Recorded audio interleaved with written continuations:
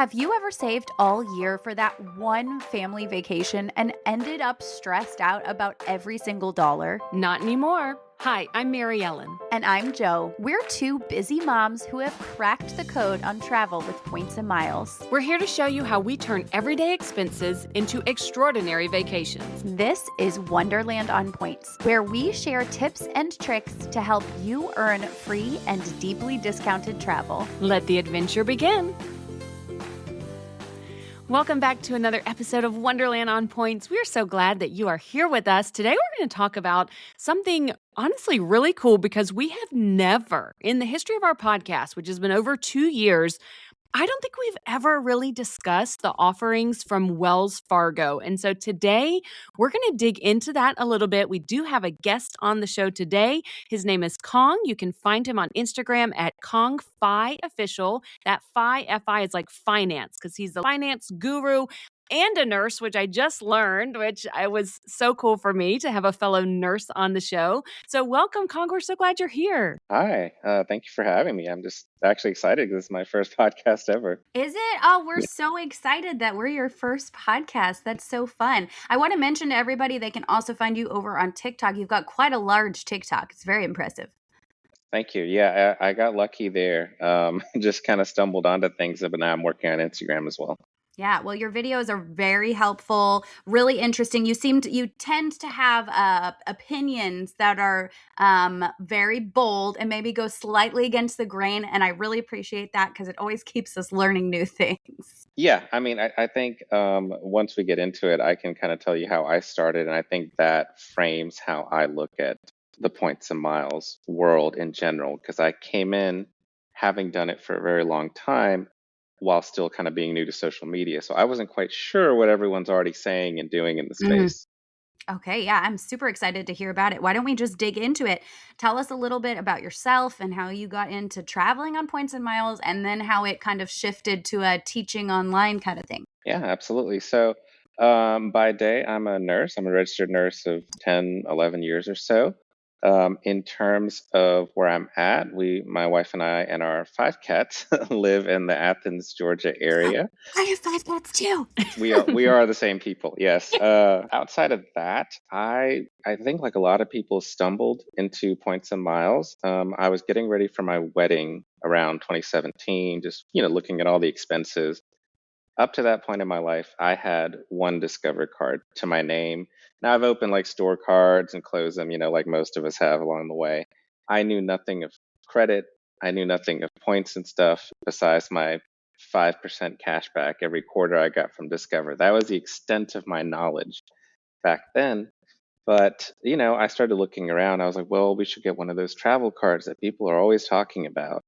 And I fell down the rabbit hole, just learning a little bit about it and learning a lot about it in the span of a year. Most of my, I guess, hands-on training and education came from Reddit.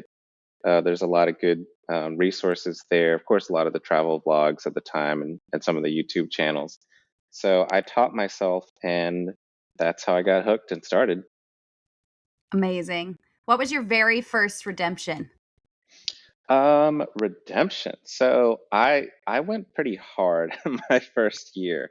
I think I want to say I probably opened about 7 cards as building up to the redemption, which was of course my honeymoon. We went to we did a 2-week Europe trip in 2018, and I was very proud of myself. The entire 14 nights, all the hotels were paid, as well as Awesome. our round trip flights. Now they were, economy because it's very hard to do like round trip business, Yeah, it's as y'all know. expensive.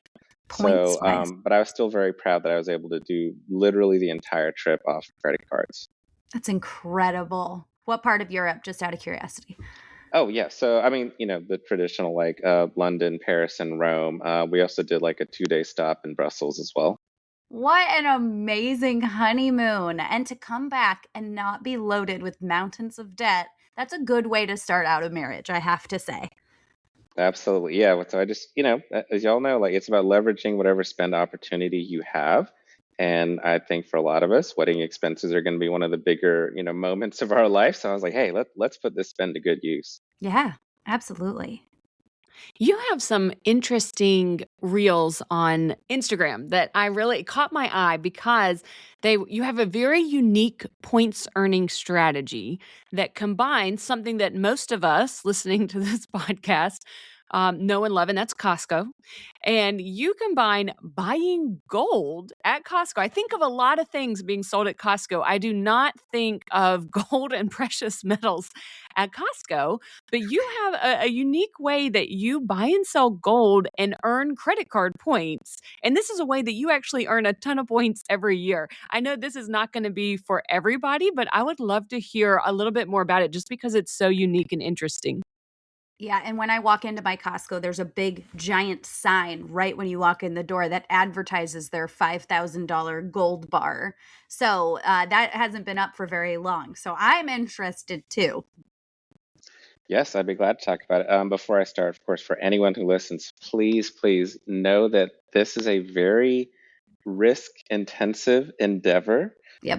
So everything that I'm telling you, please understand that there are a lot of risks and caveats and things that go behind it, but I'll try my best to kind of outline how it works. This is really a recent development. I would say maybe just 2 or 3 years old at most, because I mean, I've been going to Costco for years too, but they haven't started selling till about a few years ago.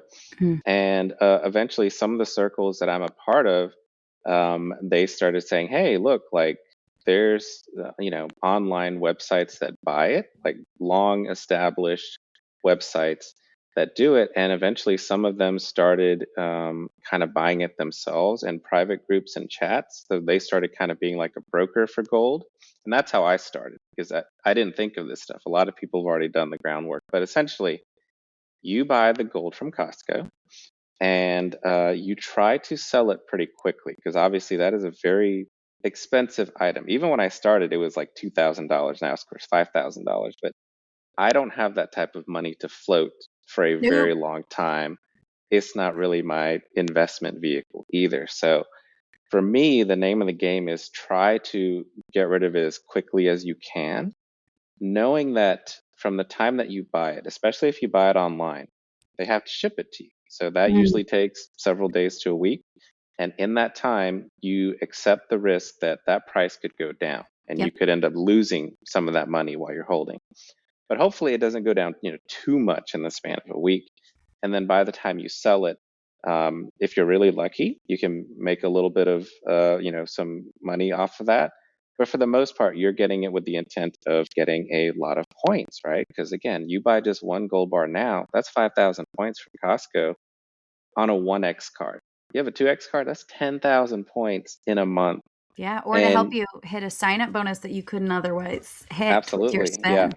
And of course, again, Costco shoppers know it's Visa only in the So store stupid. I and, hate it. and Visa and MasterCard online. So that will limit, what kind of cards you can use the strategy for. But essentially, you buy the gold and then your next step is just trying to sell it. There's websites online, but typically I just go through private buyers and such.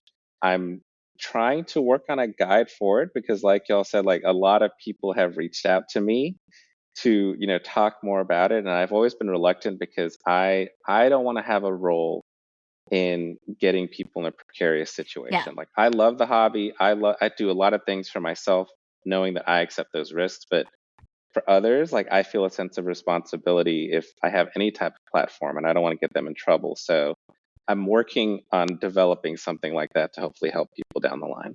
Yeah. Yeah, I mean it's a cool opportunity, but precious metals are so volatile with their value. So people do need to be very careful, but if you're willing to take a little bit of a risk, if you have the margin for a little bit of risk, it's kind of a fun idea to try out.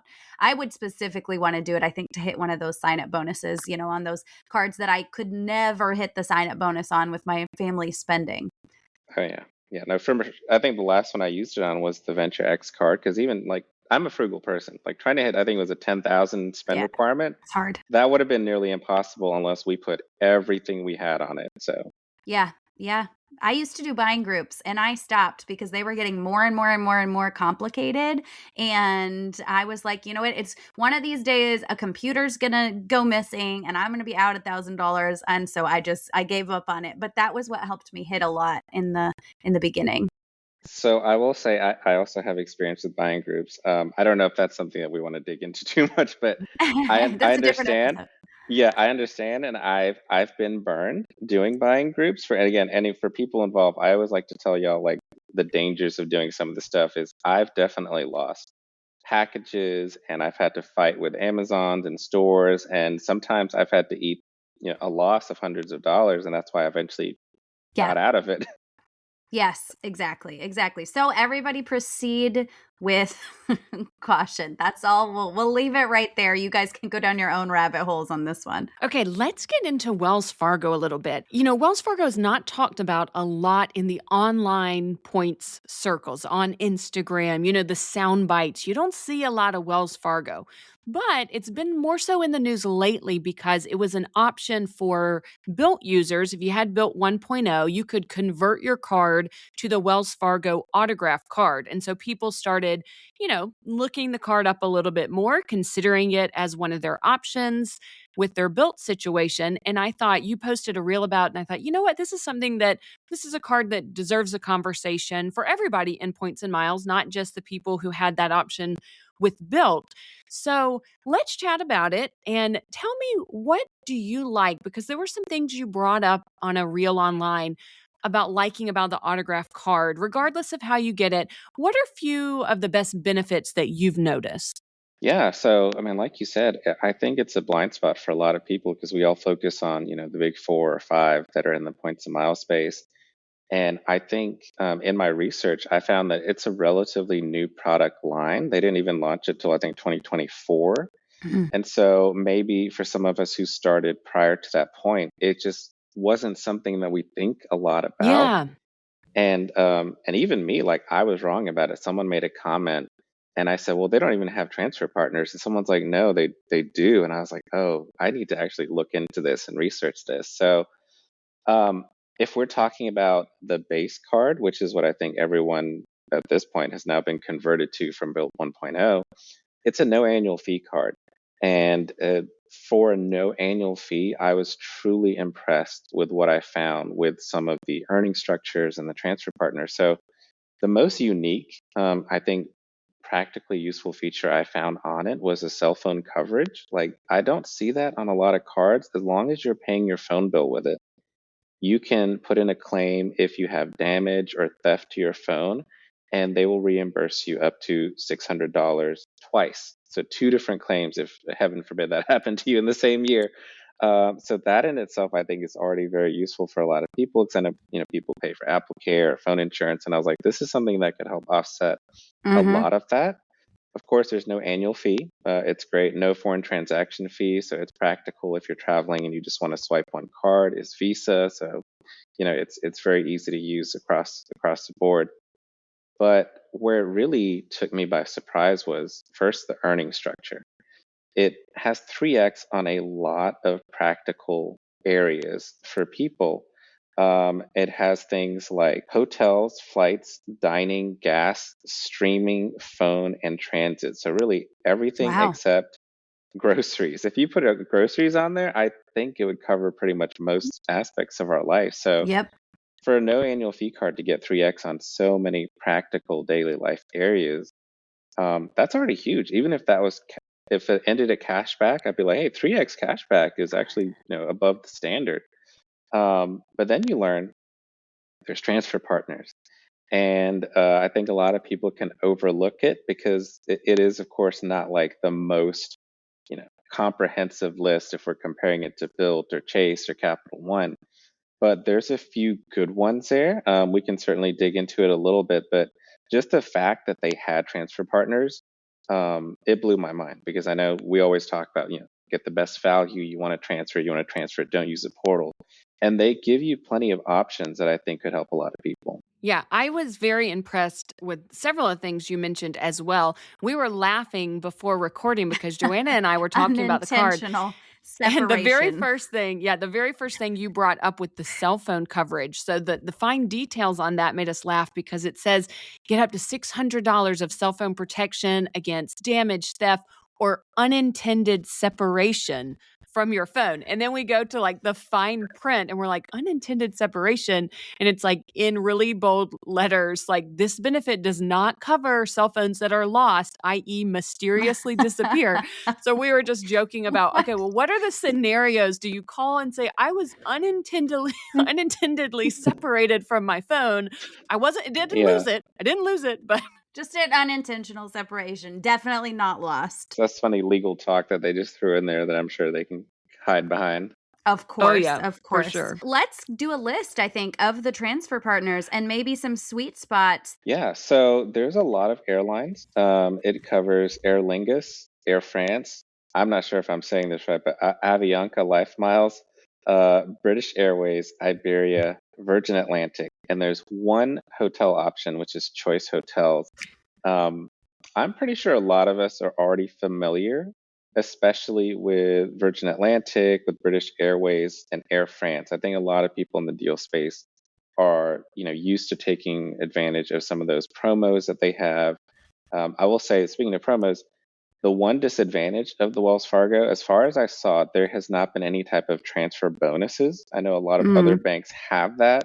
So, of course, you can always argue that, you do get more out of your miles if you're getting an extra 20, 30, 40% when you transfer your points out. So, maybe one of the reasons Wells Fargo is not as much out there is they don't have those promotions where you get extra, percent for your Wells Fargo points.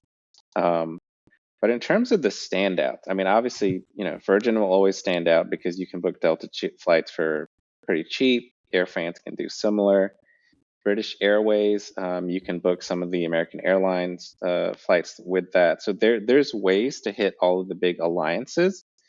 But I think for me, I was most taken back by the Choice Hotels Yeah, because it me is too. a rare 1 to 2. So every Wells Mhm. Fargo points, you get 2 Choice Hotel points. And I looked it up. The other banks don't really do that. Citi does. Citi's the Mhm. only other one where you can transfer 1 to 2. But I was really surprised. Some of the other ones only gave you a 1 to 1. And I think because of that, again, Choice was a blind spot for me. I have never stayed with points at a Choice Hotel, and I never thought about redeeming it that way. Probably because I have the other points. I'm like, well, 1 to 1, why would I do that? But in Mhm. this case with Wells Fargo, the 1 to 2 I think gives you tremendous value if you have some redemptions in mind.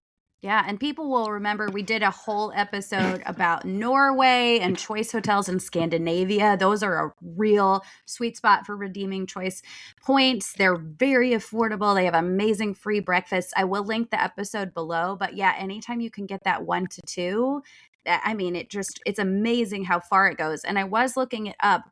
If you're not being transferred to this card from Built, right now the autograph card, the no annual fee one, has a 20,000 point sign up bonus, and the autograph journey, the 95 annual fee, has a 60,000 point. So they're not huge in the grand scheme of like all the sign up bonuses that we can get, but it's a little something. And they do have some really valuable transfer partners, and like you mentioned, those spending categories are just fantastic. Oh yeah. Yeah. So in my research with where to do redemptions, I found some really good Choice Hotels in Japan. There were some Ooh. Yes. that you could have for 10,000 points. So that's 5,000 Wells Fargo points, even from the bonus of, the regular base card, 20,000 points. That's 4 nights in Tokyo. Like from that. So if you got the autograph journey, you could practically spend like almost 2 weeks there. Wow. So that I thought that was crazy. And I think it's something that I'm going to consider as Yeah. someone who is, past 524, like I'm not really looking to stay under. I think it's a very valid option for people to consider. And we can talk more about the Journey card because it does have slightly different earning structures as well from the base one. Yeah, I was going to bring that very question up to you is do you see a scenario where this card is worth it to take up a 524 spot? And like you said, a lot of people just, 524 is kind of a thing of the past for them and it doesn't matter. But if someone is very conscious of that, would this still be a valid option? And I think if you have a specific redemption in mind, like the Choice hotels, I mean, I personally am going to Norway this summer. I'm staying in all Choice hotels that I booked with a City card with that 1-to-2 ratio. And that was my purpose in getting the City Strata Elite, is I knew that was my plan. This card opens up a no annual fee option to get you a chunk of points for Choice hotels. So I mean, in my mind, I definitely can see a situation. I don't know. What about you? If someone's really trying to stay under 5 for 24, do you still think this card could be worth it? I think in select cases it can be, and I think like the brilliant way that you paired it with City. I think if someone has a plan and say, hey, look, I am going to use City points, whether that's with the Premier or the Elite. You've already got a good chunk of points there. If you want to say, hey, look, now I want to supplement that with the Wells Fargo autograph journey, that's another 60,000 points. You can do a lot, Mhm. with that. So I think if you were to pair it with one of the City cards and say, hey, this is part of my plan, it's for a very specific redemption. I know I want to use it for something like Choice Hotels. I think in that case, you should definitely use a 524 slot. Now, if you were just kind of getting it without a definite plan, I would probably put it lower on the list of things to consider, though. Yeah, absolutely. There was one thing before we move on to the benefits and the spending structure on the journey. The autograph, the no annual fee one of the other benefits it comes with that we did want to note that we thought was pretty cool is the roadside assistance. And that comes with like a tow up to 5 miles. They'll deliver you fuel. They'll get you into your car if you get locked out of it. They'll give you a jump start. Like these are all very useful things that a lot of us pay for AAA every year just to have very similar things. And this no annual fee card just gives it to you. That's a great benefit, in my opinion.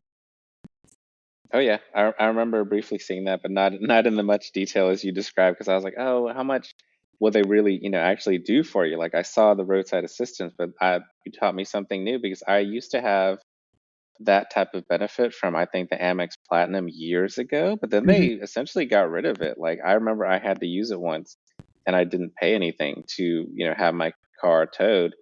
But it's really great to see that from a no annual fee card versus a nearly $900 card that doesn't even Yes. have it anymore. Yes, that's a big difference.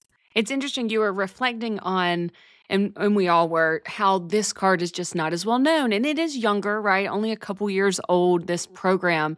But I think a lot of it, and I'm going to be very transparent here with listeners, as people who, talk about these things on Instagram, a lot of creators talk about cards that they have an affiliation with, cards that they can get paid for. And if people don't have an affiliate link for Wells Fargo, they're less likely to tell you about it. And here at this podcast, we We don't have even have no any affiliate affiliate links links. anymore.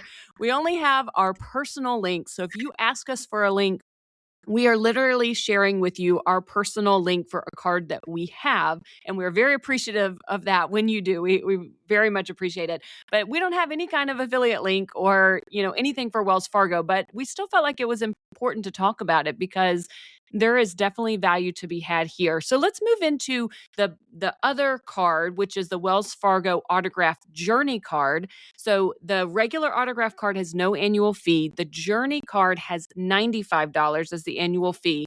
So let's talk a little bit about what you like about that card and its earning structure in comparison to the regular autograph card.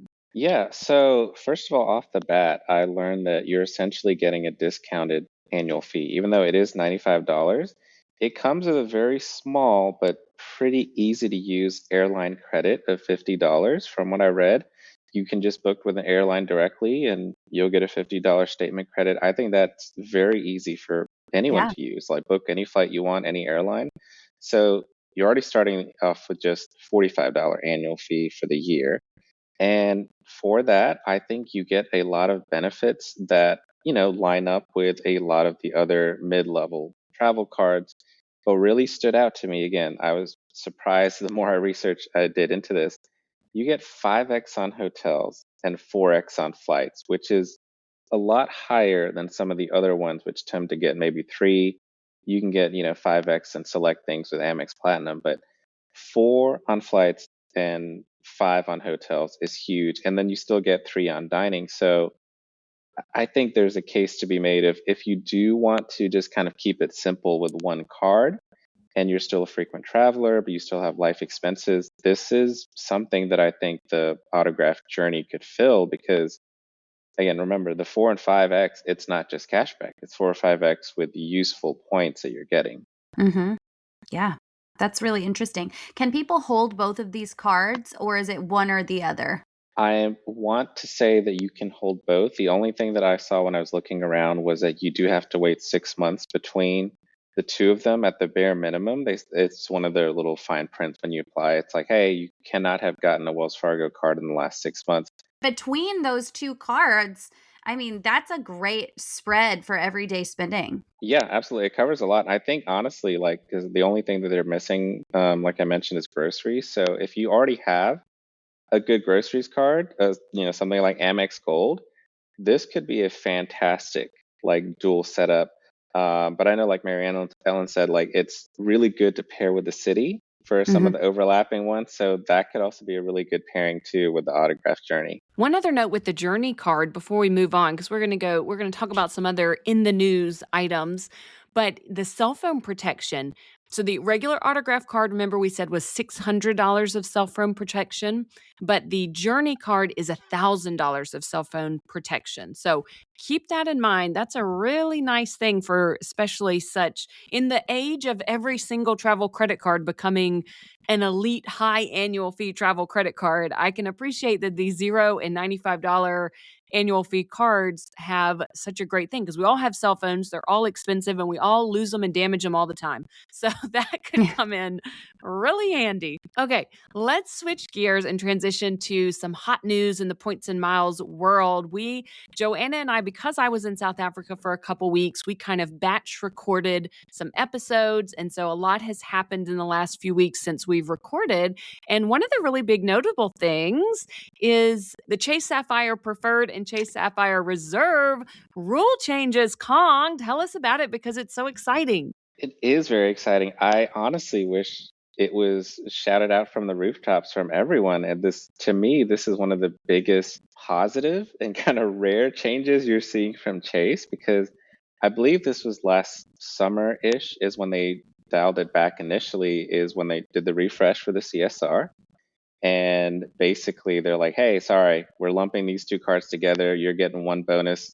You can pick one once in a lifetime, any Sapphire. And I think that was, it was a big choice for a lot of people to make at that point. But now they seem to have dialed it back and they say, hey, well, if you've gotten the preferred, we're going to let you get the reserve bonus and vice versa.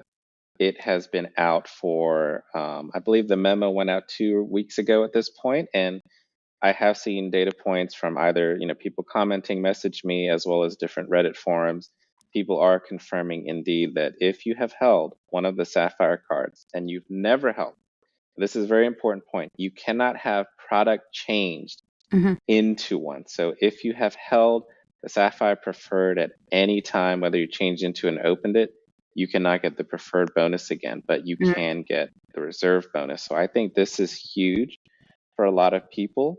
Again, if you're still under 524, if you want to, pay that annual fee on the reserve for the big bonus, I think just having that option is now great for a lot of people who want to have more chase points.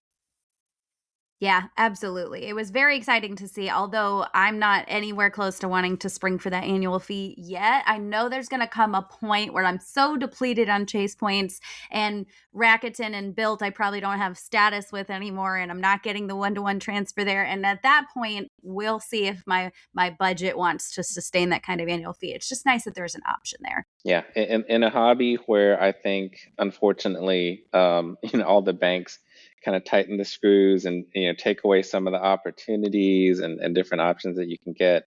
It's a rare bit of good news. I would encourage people to look into it maybe sooner than later, because you Okay. never know. You never Yeah. know when they can change their mind again and say, "Hey, sorry, that was like a 6 month thing, and we're done." So Yeah, that's terrifying. But you know what? That's part of the game. It's the risk we take. Okay, one more thing in the news before we move on to our wrap up. Talk to us about any notable transfer bonuses happening right now. Yeah, I think the best one going on right now is from Capital One, and you can transfer to Japan Airlines for an extra 30% extra bonus when you do that. And with that, you almost get a 1-to-1 ratio. So it's uh, 975 to 1,000. So it's pretty close. And I think, of course, everyone wants to go to Japan. And I think if you use Japan Airlines directly, you're going to get first dibs before some of their partners like Cathay Pacific and British Airways. So if you have a lot of Capital One points and you've got some plans for Japan, definitely consider it. I will point out a caveat. Someone pointed this out to me a few days ago. You have 3 years from the moment that you transfer your points into Japan Airlines before they expire. So hopefully you can redeem it in the next 3 years. It's a very long time, but there is an end date to that. So you cannot have it indefinitely. Yeah, it's always good to be aware of expiration dates for sure. I think that this transfer bonus is really the only time that I would be interested in making this transfer because it's too hard for me to watch my points disappear. Like to watch them get less valuable is excruciating. So, and I've seen lots of really interesting Instagram videos about people taking advantage of this transfer bonus, and some of the redemptions are definitely worth looking into. Yeah, for sure. I was lucky enough to fly on Japan Airlines last year. I booked it through Cathay Pacific. This I don't have as much Capital One points, but it is fantastic. If you're going there and you want to treat yourself to a bougie business class flight, like Japan Airlines was tremendous. Oh, that sounds fun. Now pairing it with choice, my daughter's been begging to go to Japan. So I'm like, how can we put these two things together?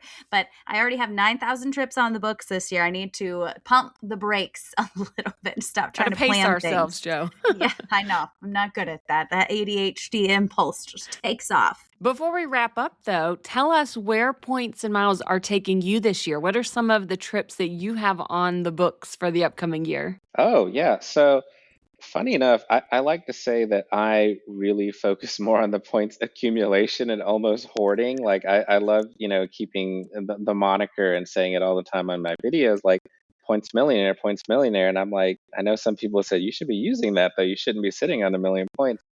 Not too many at this time. I think it's okay for me to say this by the time this comes out. I'm probably leaving my job in a week. So I may be trying content creation full time for a little bit. Nice. Because of that, we are dialing back our trips. I know for a fact we're going to go to Universal in Orlando. I married a theme park girl. I've never been to theme parks before in my life. Now it's Disney and Universal on alternating years. So we're due for Love Universal with it. their new parks for sure.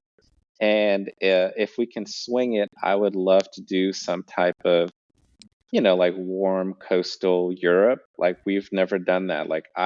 For all this travel points talk, I really haven't done too many big international trips. Like a lot of our trips are like 1 to 2 domestics a year, and we plan one big international one a year. So I would love to go back to Europe, whether that's Italy, Greece, France. If y'all have any suggestion recommendations, I'm Portugal open might to be it. nice. They call it Portugal, the yeah. Hawaii of Europe.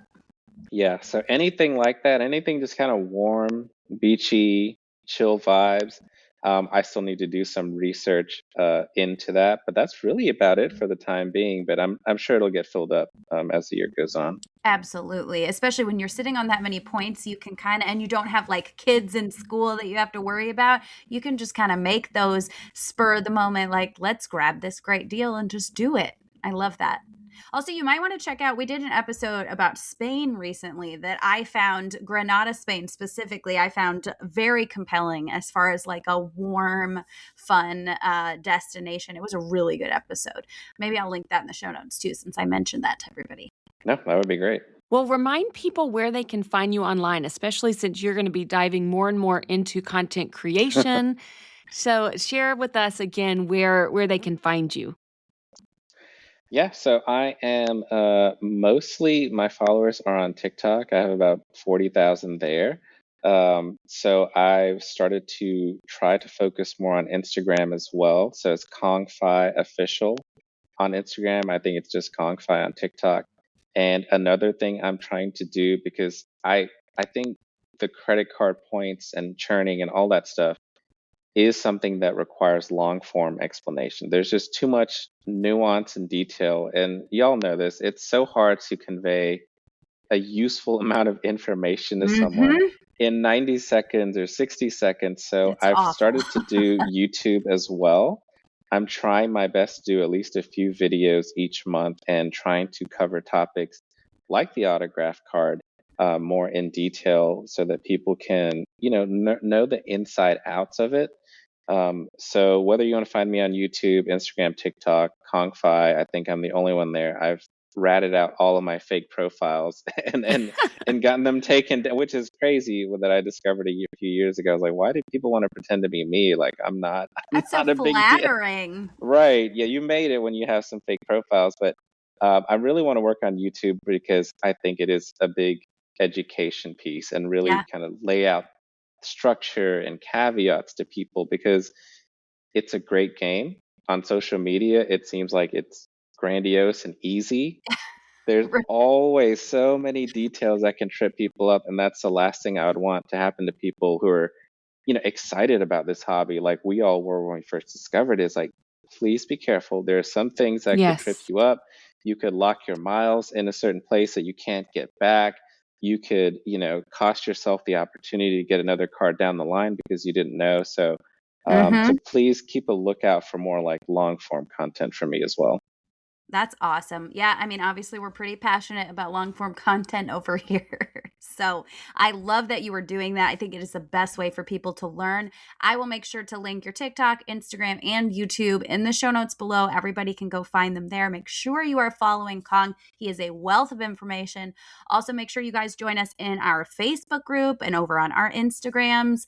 Make sure you're following the show, leave a rating and review, all of the things that helps us get in front of more ears. It's the best way you can support the show. And thank you, Kong, for being with us today. We appreciate you. No, thank you, ladies, both. I was in great hands for my first podcast. This was so much Good. fun and honestly just nice to talk to other people who love this hobby and want to help other people.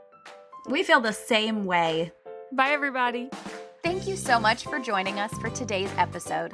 We hope you learned something new and feel inspired to plan your next trip. Remember, we're travelers sharing our experiences, not financial advisors. So always do your own research and make informed decisions. If you enjoyed this episode, be sure to like, subscribe, and follow so you never miss a Points and Miles tip. We'll see you next time on Wonderland on Points.